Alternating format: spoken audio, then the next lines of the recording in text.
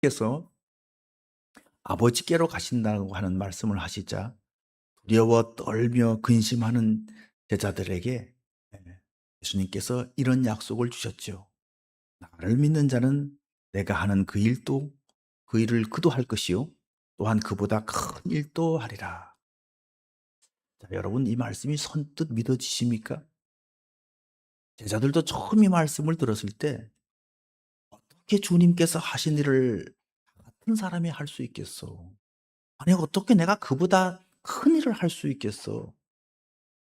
도저히 믿어지지가 않았을 겁니다. 이런 의문을 품는 제자들의 그 생각을 주님께서 이미 다 아시고 예수님께서 그 방법을 두 가지로 제시해 주셨습니다. 하나는 예수 이름으로 기도하는 것이고 또 다른 하나는 보혜사 성령님을 모시는 것이다. 이렇게 말씀하셨습니다. 자, 예수 그리스도의 이름으로 기도한다라고 하는 것은 지난주에 잠깐 말씀을 드렸어요. 그래서 짧게만 오늘 또 말씀을 드립니다. 자, 여러분 예수 이름으로 기도한다는 게 뭡니까? 예수 이름으로 기도한다고 하는 것은 단순히 입에 바른 소리를 하라는 것이 아니라 예수님의 성품, 예수님의 인격을 그대로 담아내는 기도를 하라는 거예요. 다시 말해서 예수님을 닮는 삶을 살라는 거예요. 15절에서 이것을 이렇게 표현했습니다. 너희가 나를 사랑하면 나의 계명을 지키리라. 자, 이 말씀은 문맥을 볼 때는 전혀 뜬금없는 말씀처럼 여겨집니다. 그런데 여러분 깊이 생각해 보십시오. 주님의 성품을 어떻게 닮을 수 있습니까? 어떻게 주님께서 가신 그 길을 따라갈 수 있습니까? 예수님께서 나의 원대로 마옵시고 아버지의 원대로 되기를 원하나이다라고 기도했던 것처럼 우리도 내 생각과 내 뜻을 내려놓고 주님의 뜻을 받아들이고 그 뜻을 위해서 기도할 수 있는 힘이 어디서 생기는 겁니까? 예수님께서 아버지를 사랑하신 것처럼 우리도 예수님을 사랑할 때 그때 그 힘이 생긴다는 거예요. 바로 이것이 예수 이름으로 하는 기도라는 거예요. 사랑하시는 그 주님의 성품을 그대로 그 성품이 반영되는 기도가 예수의 이름으로 하는 기도라는 거예요. 자, 그러므로 예수 이름으로 기도한다고 하는 것은 내 욕심이나 내 뜻을 이루어 달라고 청구서를 내밀듯 예수님 이름을 빌려서 사용하는 것이 아니라는 겁니다. 내 일을 주님께 해달라고 주님을 부려먹는 도구로 쓰는 이름이 아니라는 얘기예요.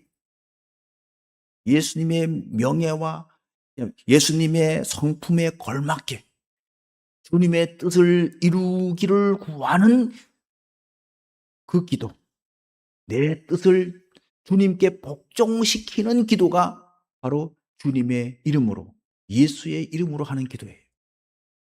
만해 한용운은 복종이란 시에서 이런 노래를 했습니다. 남들은 자유를 사랑한다지만은 나는 복종을 좋아하여요. 자유를 모르는 것은 아니지만 당신에게는 복종만 하고 싶어요. 복종하고 싶은데 복종하는 것은 아름다운 자유보다 달콤합니다. 그것이 나의 행복입니다. 아멘? 그렇습니다. 억지로 지키는 그 율법은 구속이지만 사랑해서 지키는 그 계명은 기쁨이고 행복인 거예요. 우리가 예수님을 진정으로 사랑하면 그분의 계명을 지키는 것이 그것이 짐이 아니라 세상의 어떤 자유보다도 더 큰 행복이 되는 줄로 믿습니다. 그래서 주님을 사랑하면 주님의 계명을 지키는 것이고 주님의 성품과 인격을 담는 것이고 또한 주님의 이름으로 기도하는 것이고 그리고 주님께서 하신 일을 하게 되는 것이고 그 모든 것이 가능해진다는 거예요. 자, 두 번째 주님께서 하신 일을 나도 하고 그보다 큰 일도 할 수 있는 방법. 그 방법은 보혜사 성령님을 내 안에 모시는 것이다라고 말씀하셨습니다. 자, 성령님이 어떤 분이시기에 그렇게 될까요? 16절을 읽어보겠습니다. 내가 아버지께 구하겠으니 그가 또 다른 보혜사를 너희에게 주사 영원토록 너희와 함께 있게 하리라. 아멘. 자, 여기서 성령님을 보혜사라고 하는데 그냥 보혜사라고 하지 않고 다른 보혜사라고 그래요. 자, 그렇다면 보혜사가 있다는 얘기죠. 다른 보혜사가 아닌 다른 보혜사가 있다는 얘기잖아요. 그 보혜사가 있고 그 보혜사와 다른 보혜사가 있다는 얘기인데, 그러면 그 보혜사는 누군가요? 다른 보혜사가 아닌 그 보혜사 누굴까요? 예수님 자신이잖아요. 그렇죠? 예수님이 보혜사라는 거예요. 자, 요한 1서 2장 1절을 띄워주시기 바랍니다. 2장 1절 후반부만 제가 읽어볼게요. 만일 누가 죄를 범하여도 아버지 앞에서 우리에게 대언자가 있으니 곧 의로우신 예수 그리스도시라. 여기서 대언자라고 번역한 단어가 헬라어로 보면 파라클레토스. 오늘 본문에 보혜사라고 번역한 단어와 같은 단어예요. 자, 그러니까 보혜사, 그 대언자가 누굽니까? 오늘 요한 1서 2장에서는 누구를 말하는 거예요? 의로우신 예수 그리스도, 그분이 우리의 대언자요 우리의 보혜사라고 말씀하고 있는 거예요. 자, 그런데 지금 제자들이 근심하고 두려워하는 이유가 뭐예요? 예수님께서, 그 보혜사께서 아버지께로 가신다고 하셨기 때문에 근심하고 두려워하고 있는 것이잖아요. 보혜사인 예수님께서 제자들을 가르치시고, 그죠? 병든 자를 고치시고, 곁에서 위로하시고, 곁에서 보호하셨던 그 예수님, 그 보혜사께서 더 이상 그들 곁에 있지 아니하고 아버지께로 가시다고 하니까 지금 두렵고 근심되고 걱정되고 떨고 있는 거 아니겠어요? 자, 그럼 다른이라는 말을 한번 또 분석해 보겠어요. 헬라어에 보면 다른이라고 하는 단어가 둘 있습니다. 하나는 헤테로스라고 하는 단어고 다른 하나는 알로스라고 하는 단어예요. 헤테로스라고 하는 단어는 완전히 다르다, 질적으로 다르다라고 하는 그런 의미를 가지고 있는데, 알로스라고 하는 단어는 종류가 다른 하나 이런 뜻을 가지고 있어요. 예를 들어 같은 종류의 사과인데 또 다른 하나 이런 뜻이에요. 자, 그러니까 보혜사가 예수님인데 예수님과 똑같은 다른 한 분 더, 예? 그런 뜻이에요. 그러니까 다른 보혜사를 이렇게 표현한 거예요. 자, 이 두 단어를 정확히 대조한 성경 본문이 하나 있는데 읽어보겠습니다. 갈라디아서 1장 6절 7절에 나오는 거예요. 한번 읽어봅니다. 그리스도의 은혜로 너희를 부르신 이를 이같이 속히 떠나 다른 복음을 따르는 것을 내가 이상하게 여기노라. 다른 복음은 없나니 다만 어떤 사람들이 너희를 교란하여 그리스도의 복음을 변하게 하려 함이라. 자, 6절에 나오는 다른이라는 단어와 7절에 다른이라는 단어는 헬라어로 보면 다른 단어예요. 6절은 헤테로스라고 하는 단어이고 7절은 알로스라고 하는 단어입니다. 거짓 복음은 예수님의 복음과 완전히 다른 복음이라는 거예요. 그래서 그게 같은 종류라고 말하는 것은 잘못된 것이라고 지금 말씀하고 있는 거예요. 쉽게 얘기해서 이런 사람이 있죠? 아이, 종교는 다 같아. 믿음은 다 같잖아. 뭐 절에 다니나 교회 다니나 불교나 기독교나 뭐 내용 나중에 오면 다 같잖아. 이런 사람들 있잖아요. 그죠? 같을 수가 없다는 얘기예요. 아멘? 절대로 같을 수 없다는 거예요.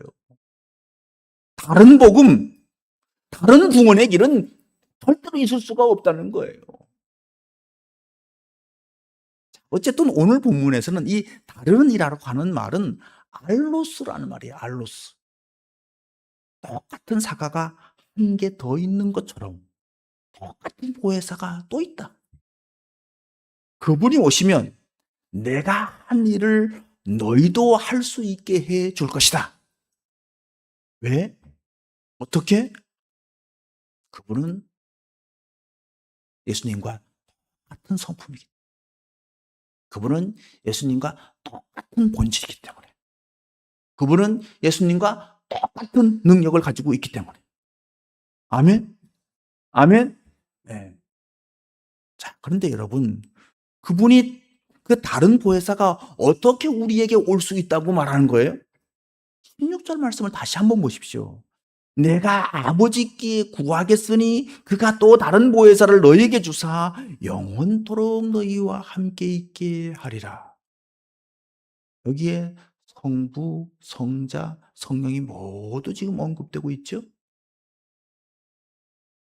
성령님은 성부 하나님이 보내시는 것인데 성자 예수님께서 보내달라고 부탁을 한다는 거예요.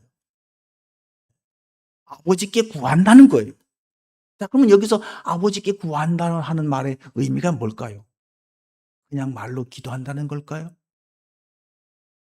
그렇게만 생각하지 않기를 바랍니다.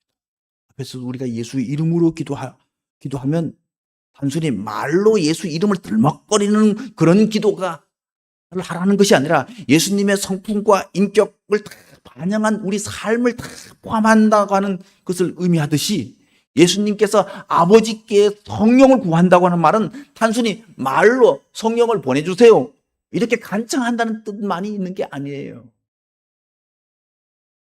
여러분, 하나님께서 왜 성령을 보내주지 않으셨을까요? 아니, 왜 우리가 하나님께서 성령을 보내주셔도 우리가 받지를 못하는 걸까요? 그 이유는 하나님과 우리 사이에 막힌 담이 있기 때문에 그렇습니다.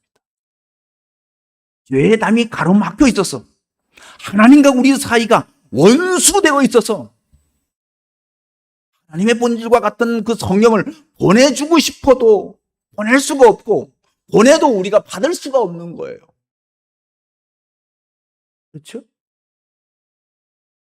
그걸 예수님께서 어떻게 해결하셨습니까? 십자가에서 해결하셨다. 십자가에서. 자, 그러니까 내가 아버지께 구하겠으니 이 말은 단순히 예수님이 뭐 아버지 성령을 보내주세요 이렇게 말로 기도하신다는 얘기가 아니라 인간의 몸을 입고 이 땅에 오셔서 십자가를 지고 인간의 죄의 문제를 해결하시겠다는 거예요. 내 삶으로 내 인생을 걸고 내 목숨을 걸고 그 문제를 해결하시겠다는 거예요. 그렇게 함으로 그 진리 안에 들어오는 사람, 그 진리를 믿는 사람에게 성령이 오실 수 있다는 거예요. 아멘. 그래서 17절 보세요. 17절에 이렇게 말합니다. 그는 진리의 영이라 세상은 능히 그를 받지 못하나니 이는 그를 보지도 못하고 알지도 못함이라. 그러나 너희는 그를 아나니 그는 너희와 함께 거하시며 또 너희 속에 계시겠습니다. 아멘. 세상은 보혜사 성령님을 받고 싶어도 받을 수가 없습니다. 왜입니까? 성령님과 아무 관계가 없잖아요. 아니, 그분과 원수되고 있잖아요. 근데 어떻게 오세요? 그런데 너희는 그를 아나니 그랬어요. 안다는 게 뭘까요? 자, 보혜사를 알잖아요, 지금. 보혜사. 보혜사이신 예수님과 그분의 성품과 그분의 본질이 똑같은 이 다른 보혜사이신데, 그분. 근데 보혜사를 알고 있잖아요, 제자들이 지금. 그렇죠? 사과를 먹어본 사람은 사과 맛을 아는 것처럼, 보혜사인 예수님을 아는 사람은 다른 보혜사인 성령님도 쉽게 알 수 있는 거예요. 성령님이 오시면, 아, 그분이 이분이네. 사과를 먹어본 사람이 다른 사과 먹으면, 아, 그 맛이 사과 맛이네. 아는 것처럼 그렇게 한다는 거예요. 그럼 여러분은 예수님을 아시나요? 예수님을 믿나요? 예수님을 사랑하나요? 그분의 사랑이 얼마나 큰지, 그분이 얼마나 놀라운지 여러분 아시나요? 그러면 알면 누구로 아는 거예요? 다른 보혜사도 자동으로 알아요. 왜? 본질이 같은 분이니까. 그분을 알면 다른 보혜사가 함께하고 있는 거예요. 아멘. 19절을 또 보겠습니다. 조금 있으면 세상은 다시 나를 보지 못할 것이로되 너희는 나를 보리니 이는 내가 살아있고 너희도 살아있겠습니다. 조금 있으면 세상은 나를 볼 수 없다는 거예요. 왜? 십자가에서 죽으시고 부활하시고 승천하셨기 때문에 육신의 눈으로는 볼 수 없는 보혜사, 그분이 예수님이 된 거죠. 그래서 육신이 이제 없어졌으니까요. 그래서 조금 있으면 못 본다는 거예요. 세상은 못 본다는 거예요. 그러나 너희는 나를 본다는 거예요. 어떻게? 다른 보혜사로 오시기 때문에. 나와 본질이 똑같은 다른 보혜사가 오시기 때문에. 그래서 여기서 본다고 하는 것은 육신의 눈으로 본다는 얘기가 아니에요. 안다는 거예요. 그분이 오셨다는 걸 안다는 거예요. 느낀다는 거예요. 자, 20절을 보겠습니다. 그날에는 내가 아버지 안에 너희가 내 안에 내가 너희 안에 있는 것을 너희가 알리라. 그날이 언제일까요? 보혜사 성령님께서 오시는 날인데 그 성령이 어디로 오는 거예요? 내 안으로 오는 거예요. 그분은 눈에 보이지 않습니다. 육신으로 오신 예수님과 달리 성령님은 영으로 오시기 때문에 본질은 같은데 그죠? 안 보이게 오는 거예요. 영은 시간과 공간의 제약을 받지 않습니다. 영은 교회에서도 집에서도 직장에서도 동일하게 역사하실 수가 있습니다. 보혜사 성령님은 영이기 때문에 모든 만민에게 동시에 임할 수도 있습니다. 아멘. 그래서 그 영은 예수님과 아버지 하나님을 하나로 엮어주는 것 같이 우리를 예수님과도 하나가 되게 만들어주고 그 똑같은 성령을 받은 우리들도 하나가 되게 만들어주고. 아멘. 그래서 사도 바울은 이렇게 말합니다. 성령이 하나 되게 하신 것을 힘써 지키라. 아멘. 네. 우리가 다 성령으로 하나 되었습니다. 아멘. 성령의 은혜로 우리가 그리스도와 연합되고 하나님과도 연합되어 있습니다. 아멘. 네. 그 하나됨을 힘써 지켜야 된다는 거예요. 사랑하는 성도 여러분, 성령님은 영이십니다. 진리의 영입니다. 육체가 아닙니다. 눈에 보이지 않습니다. 그런데 분명히 그분은 우리 속에 와 계십니다. 우리 안에 오셔서 예수님이 하셨던 그 일을 먼저 우리 안에서 행하시는 거예요. 우리 영과 몸을 치료하시고 우리를 위로하시고 우리에게 생명을 주시고 우리에게 활력을 주시고 주의 말씀을 깨닫게 해주시고 생각나게 해주시고. 아멘. 아멘. 사랑하는 성도 여러분, 여러분 혹시 육체의 질병이 있습니까? 성령 충만을 받으시기 바랍니다. 그분은 치료의 영이십니다. 상처와 아픔으로 낙심해 있는 분 있습니까? 그분은 우리에게 오셔서 상처를 싸매고 용기를 주시는 분이십니다. 슬픔과 우울증에 시달리는 분이 있습니까? 그분은 오셔서 우리에게 기쁨과 활력을 넣어주시는 분이십니다. 예수님께서 이 땅에 오셔서 육을 입고 하셨던 것을 똑같이 지금도 우리 속에서 행하시고 또 우리 손과 발과 우리 말과 우리의 행동을 통해서 행하시는 줄로 믿습니다. 그것을 행하게 하신다는 거예요. 그래서 우리는 예수님께서 하셨던 그 일을 할 수 있는 것이고 그보다 큰 일도 하게 되는 거예요. 실제로 성령 충만을 받은 제자들이 그렇게 되었음을 사도행전은 증거하고 있습니다.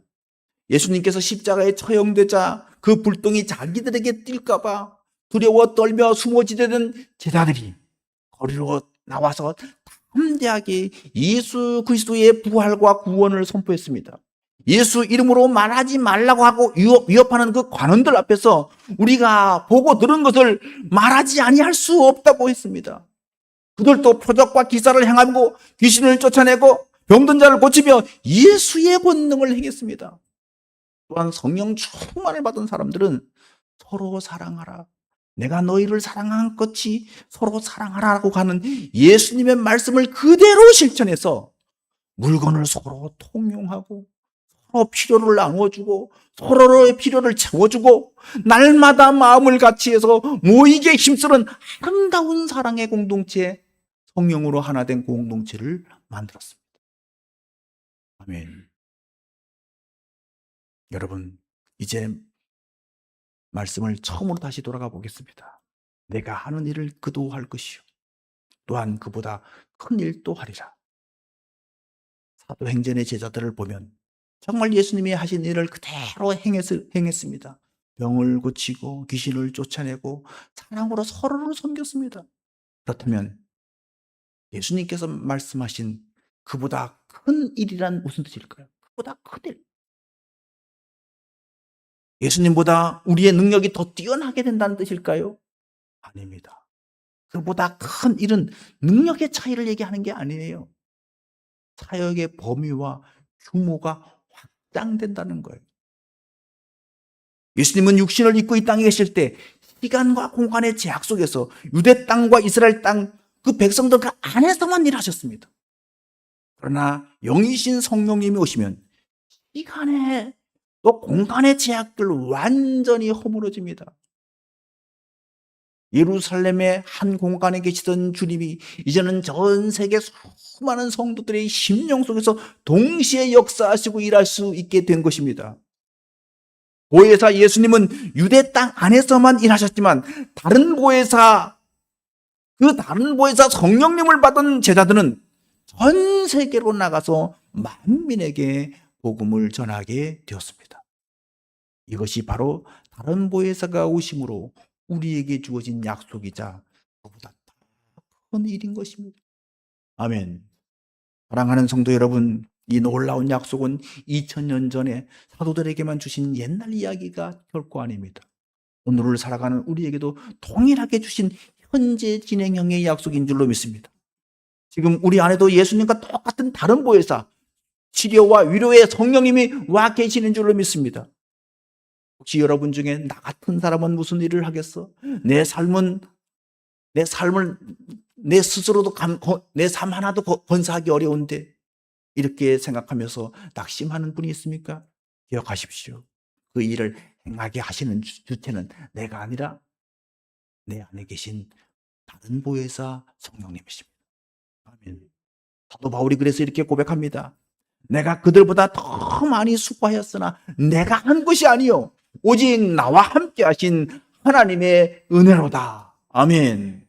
그러므로 우리가 할 일은 내 힘으로 애쓰는 것이 아니라 그 성령님을 인정하고 그분께 내 삶을 드리는 것입니다. 그분께 내 삶을 맡기는 것입니다. 사랑하는 성도 여러분, 이 한 주간 이 세 가지 말씀을 이제 기억하시기 바랍니다. 성령님의 임재를 인정하십시오. 아침에 눈 뜰 때, 일터로 나갈 때 여러분 선포하십시오. 보혜사 성령님, 지금 내 곁에 내 안에 계심을 믿습니다. 인정합니다. 나와 같이 일해 주세요. 내 삶을 통해서 주의 일이 드러나기를 원합니다. 이렇게 기도하고 여러분 하루를 시작할 수 있기 바랍니다. 두 번째는 여러분, 내 지혜가 아닌 보혜사의 능력을 의지하십시오. 고단한 삶의 문제와 육신의 질병 앞에서 혼자 고군분투할 생각하지 마시고 치료자이시며 위로자이신 성령님의 지혜와 힘과 능력을 구하세요. 아픈 부분이 있습니까? 약한 부분이 있습니까? 시작할 때 하나님, 이 약한 부분도 주님 오늘도 성령님 보내주셔서 위로자여 치료자를 보내주셔서 강건하게 하시고 문제가 생기지 않게 역사해 주시옵소서. 아멘.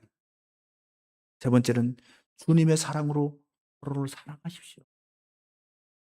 내 힘으로 저 사람을 사랑할 수 없으나 내 안에 계신 성령님은 나 같은 자도 사랑해 주신 그분은 나를 그분 닮아서 그렇게 사랑할 수 있게 힘을 주시는 줄로 믿습니다. 내 뜻을 이제 내려놓고 주님의 그 말씀의 그 계명에 내가 복종할 때 성령님은 우리를 통해서 세상이 줄 수 없는 어떤 기쁨과 사랑과 평안을 주실 줄로 믿습니다. 두려워 떨던 12제자가 세상에 감당하지 못할 담대한 증인으로 바꾼 것처럼 오늘 우리의 삶 속에서, 우리의 가정에서, 우리의 일터에서, 그리고 이익과 관계 속에서 이 다른 보혜사 성령님께서 우리 삶에 동일하게 역사하실 줄로 믿습니다. 우리를 고아처럼 버려두지 아니하고 영원히 함께 하시는 그 성령님의 손을 꼭 잡고 주님과 동행하는 저와 여러분 될 수 있기를 주의 이름으로 축원합니다. 아멘. 기도하겠습니다. 사랑과 은혜가 풍성하신 하나님 아버지, 우리를 고아와 같이 버려두지 않고 예수님과 똑같은 다른 보혜사 성령님을 보내주시니 감사를 드립니다. 이번 한 주간 내 뜻과 내 욕심을 내려놓고 주님의 성품을 담는 기도로 순종하게 해주시고 내 안에 계신 성령님을 날마다 인정하고 의지하며 살아가게 해 주시옵소서. 삶의 수많은 고단함과 아픔 속에서도 보혜사이신 성령님의 주시는 위로와 치료를 경험하며 서로 사랑함으로 하나님 나라의 역사를 이어가는 승리의 삶이 되게 해 주시옵소서. 예수 그리스도 이름으로 간절히 기도드렸사옵나이다. 아멘.